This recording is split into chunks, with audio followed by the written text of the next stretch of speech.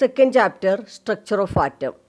Structure of atom എന്നുള്ള ഈ ചാപ്റ്ററിൽ നമ്മൾ ഇന്നത്തെ എത്തിപ്പെട്ട ആറ്റോമിക് സ്ട്രക്ചറിലേക്ക് ഏതെല്ലാം സ്റ്റെപ്പിലൂടെയാണ് മൂവ് ചെയ്തതെന്നാണ് ഡിസ്കസ് ചെയ്യുന്നത്. നമ്മൾ ആദ്യത്തെ ആറ്റം എന്നുള്ള കോൺസെപ്റ്റ് ജോൺ ഡാൾട്ടൺ തന്നതായിരുന്നു. The smallest indivisible particle of a matter is known as atom. ഒരു ദ്രവ്യത്തിൻ്റെ വിഭജിക്കാൻ കഴിയാത്ത ഏറ്റവും ചെറിയ കണികയെ ആറ്റം എന്ന് പറയുന്നു എന്നതായിരുന്നു. അതിനുശേഷം ജെ തോംസൻ്റെ ഡിസ്ചാർജ് ട്യൂബ് എക്സ്പെരിമെൻറ്റിലൂടെ ആറ്റത്തിനകത്ത് നെഗറ്റീവ് ചാർജുള്ള പാർട്ടിക്കിൾ ഉണ്ടെന്നും ആ പാർട്ടിക്കിളിനെ ഇലക്ട്രോൺ എന്ന് വിളിക്കുകയും ചെയ്തു. നെക്സ്റ്റ് റുദർഫോർഡിൻ്റെ ഡിസ്ചാർജ് ട്യൂബ് എക്സ്പെരിമെൻറ്റിലൂടെ ഓരോ ആറ്റത്തിലും പോസിറ്റീവ് ചാർജുള്ള പാർട്ടിക്കിൾസ് ഉണ്ടെന്ന് കണ്ടെത്തി. ഈ പോസിറ്റീവ് ചാർജുള്ള പാർട്ടിക്കിളിനെ പ്രോട്ടോൺ എന്ന് വിളിച്ചു.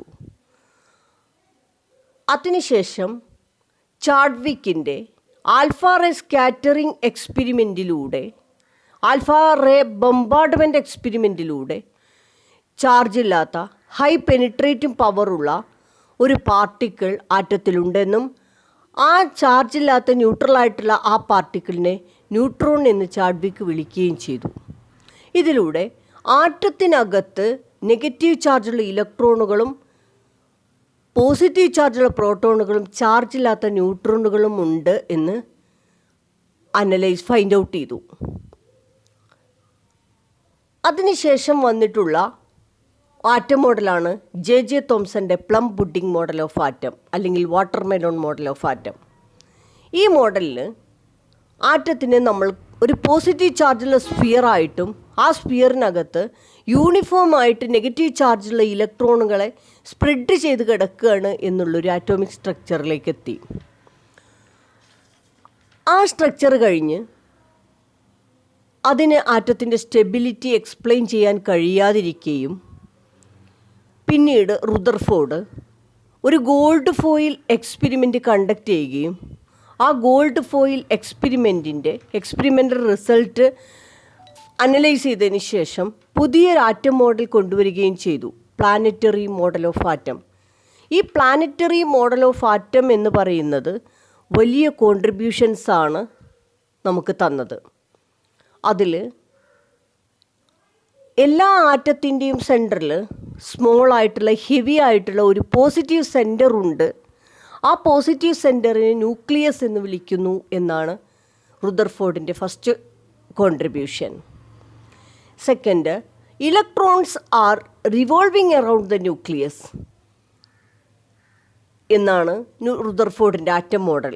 This model is known as planetary model of atom. ഈ പ്ലാനറ്ററി മോഡൽ ഓഫ് ആറ്റം നമ്മൾ ഡിസ്കസ് ചെയ്തതാണ്.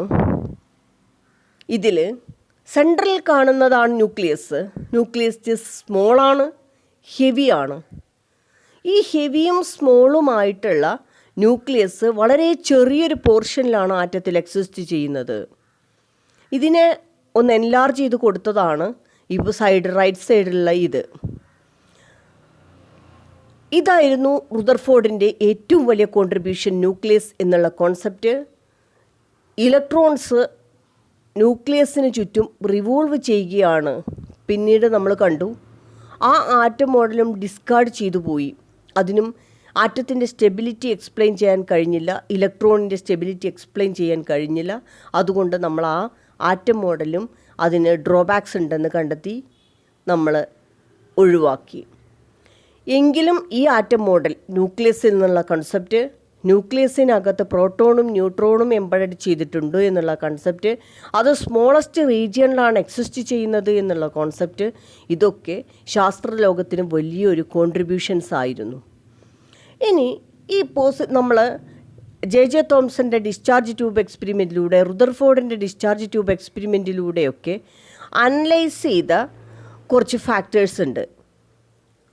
ഈ അനലൈസ് ചെയ്ത ഫാക്ടേഴ്സ് വെച്ചിട്ട് പ്രോട്ടോണിന് പോസിറ്റീവ് ചാർജാണ്. അതിന് പോസിറ്റീവ് ചാർജിൻ്റെ ക്വാണ്ടിറ്റി എന്ന് പറയുന്നത് +1.6002 × 10⁻⁻19 കൂളോമാണ്. മാസ് എന്ന് പറയുന്നത് 1.67 × 10⁻⁻21 കിലോഗ്രാം ആണ്. ഇത്രയാണ് പ്രോട്ടോണിനെ അല്ലെങ്കിൽ ആനോഡ് റേയെ നമ്മൾ അനലൈസ് ചെയ്തത്. നെക്സ്റ്റ് ഇലക്ട്രോണിനെ നമ്മൾ കാഥോഡ് റേ എക്സ്പെരിമെൻറ്റിലൂടെ ജെ തോംസൺ കണ്ടെത്തി. ഇലക്ട്രോൺ നെഗറ്റീവ് ചാർജാണ്. നെഗറ്റീവ് ചാർജിൻ്റെ യൂണിറ്റ് ഒന്ന് കമ്പയർ ചെയ്ത് നോക്ക്. പ്രോട്ടോണിൻ്റെ അതേ ക്വാണ്ടിറ്റിയാണ്, പക്ഷേ ചാർജ് ഡിഫറെൻറ്റാണ്. പ്രോട്ടോണിന് ഇവിടെ പോസിറ്റീവ് 1.6002 × 10⁻⁻19 കൂളോമായിരുന്നു. അതേ സ്ഥാനത്ത് ഇലക്ട്രോണ് -1.6002 × 10⁻⁻19 കൂളോം. മാസ് ഡിഫറെൻ്റ് ആണ്. പ്രോട്ടോണിൻ്റെ മാസ് എന്ന് പറഞ്ഞാൽ 1.67 × 10⁻27 കണ്ടോ, -27 ഉള്ളൂ. നെക്സ്റ്റ് എന്നാൽ ഇലക്ട്രോണിൻ്റെ മാസ് -31 9.1. അതുകൊണ്ട് ഏറ്റവും ലൈറ്റ് വെയിറ്റ് ആയിട്ടുള്ള മാസ് ഇല്ലാത്ത ഒരു പാർട്ടിക്കിളാണ് ഇലക്ട്രോൺ. 9.1 × 10⁻31. ഇനി നെക്സ്റ്റ് ന്യൂട്രോണിന് ചാർജ് ഇല്ല, പക്ഷേ മാസ് എന്ന് പറയുന്നത് പ്രോട്ടോണിനോട് സിമിലറാണ്. കണ്ടോ, 1.67 × 10⁻27. ന്യൂട്രോൺ നോക്കുക, 1.67 × 10⁻27 കിലോഗ്രാം. ഇനി നെക്സ്റ്റ് പ്ലാനറ്ററി മോഡൽ ഓഫ് ആറ്റത്തിൽ നോക്ക്. നമ്മളിപ്പോൾ ഇതിൽ അനലൈസ് ചെയ്ത് കഴിഞ്ഞ ഒരു ഫാക്ടർ, പ്രോട്ടോണിനും ന്യൂട്രോണിനും മാസ് ഉണ്ട്, ഒരേ മാസ്സാണ്. പ്രോട്ടോണിനും ഇലക്ട്രോണിനും ഒരേ ചാർജ് ഉണ്ട്. ഇലക്ട്രോണിന് നെഗറ്റീവ് ചാർജാണ്, പ്രോട്ടോണിന് പോസിറ്റീവ് ചാർജാണ്. ഈ ഇലക്ട്രോണിൻ്റെ നെഗറ്റീവ് ചാർജ് എത്രയാണോ അത്രയും ക്വാണ്ടിറ്റി തന്നെയാണ് പ്രോട്ടോണിൻ്റെ പോസിറ്റീവ് ചാർജ്. ഇത്രയും നമ്മൾ അനലൈസ് ചെയ്ത് കഴിഞ്ഞു. ഇനി നോക്കുക, പ്ലാനറ്ററി മോഡൽ ഓഫ് ആറ്റത്തിൽ ഒരേ മാസ്സുള്ള പ്രോട്ടോണുകളും ന്യൂട്രോണുകളും, നമുക്കറിയാം പ്രോട്ടോണിന് മാസ്സുണ്ട്, ന്യൂട്രോണിന് മാസ്സുണ്ട്, പക്ഷേ ഇലക്ട്രോണിന് മാസ്സില്ല. മാസ്സില്ലാത്ത ഇലക്ട്രോണുകൾ, അതേ നല്ല മാസ്സുള്ള പ്രോട്ടോണും ന്യൂട്രോണും. സെൻട്രലാണ് മാസ്സുള്ള പ്രോട്ടോണുകളും ന്യൂട്രോണുകളും ഒരുമിച്ച് എക്സിസ്റ്റ് ചെയ്യുന്നത്. നമുക്കറിയാം മാസ്സുള്ള വെയിറ്റുള്ള സബ്സ്റ്റൻസ് മൂവ് ചെയ്യുന്നതിനേക്കാളും ഫാസ്റ്ററായിട്ട് മൂവ് ചെയ്യാൻ പറ്റുക വെയിറ്റ് ഇല്ലാത്തവർക്കാണ്. നമുക്കറിയാം ഇപ്പോൾ രണ്ടാൾ റേസിങ്ങിന് വരികയാണെങ്കിൽ കനം കുറഞ്ഞ ആൾക്കാർ, വെയിറ്റ് കുറഞ്ഞ ആൾക്കാർക്കാണ് സ്പീഡിൽ മൂവ് ചെയ്യാൻ പറ്റുക. വെയിറ്റുള്ള ആൾക്കാർക്ക് അത്ര തന്നെ സ്പീഡിൽ മൂവ് ചെയ്യാൻ കഴിയില്ല. അപ്പോൾ ഇവിടെ പ്രോട്ടോണും ന്യൂട്രോണും വെയിറ്റ് ഉണ്ട്, മാസ് ഉണ്ട്, അതുകൊണ്ട് അവർ സെൻട്രൽ എക്സിസ്റ്റ് ചെയ്യും, റെസ്റ്റിലാണ്. അതിനു വേണ്ടി ലൈറ്റ് വെയിറ്റ് ആയിട്ടുള്ള കനമില്ലാത്ത ഇലക്ട്രോണുകൾ ഫാസ്റ്റായിട്ട് മൂവ് ചെയ്യും. ഇനി നെക്സ്റ്റ് ഒരു കാര്യം കൂടി നിങ്ങൾക്ക് അറിയാവുന്നതാണ്, അതും കൂടി ഡിസ്കസ് ചെയ്യുക. ഹെവി പ്രോട്ടോൺസും ന്യൂട്രോൺസും എക്സിസ്റ്റ് ചെയ്യുന്നത് ന്യൂക്ലിയസിലാണെന്ന് പറഞ്ഞു. സെയിം ചാർജസ് ഒരേപോലെയുള്ള ചാർജ്, രണ്ട് പോസിറ്റീവ് ചാർജുകൾ, പോസിറ്റീവ് ചാർജും അല്ലെങ്കിൽ രണ്ട് നെഗറ്റീവ് ചാർജുകൾ റിപ്പൽ ഈച്ച് അതർ, പരസ്പരം വികർഷിക്കുന്നു. ഒരേ ചാർജ് നെഗറ്റീവും വികർഷിക്കുന്നു അല്ലെങ്കിൽ റിപ്പൽ ചെയ്യുന്നു. പോസിറ്റീവും റിപ്പൽ ചെയ്യുന്നു, റിപ്പൽ ഈച്ച് അതറാണ്. നോക്കുക, positive charges repel each other, negative charges repel each other. വികർഷിക്കുക ചെയ്യുക, റിപ്പൽ ചെയ്യുക. ഇപ്പം നിങ്ങൾ മാഗ്നറ്റൊക്കെ കളിക്കുമ്പോൾ നിങ്ങൾ കണ്ടിട്ടുണ്ടാവും, മാഗ്നറ്റ് റിപ്പൽഷനും ഉണ്ട്, അട്രാക്ഷനും ഉണ്ട് അല്ലേ? നമ്മൾ പഠിച്ചിട്ടുണ്ട്.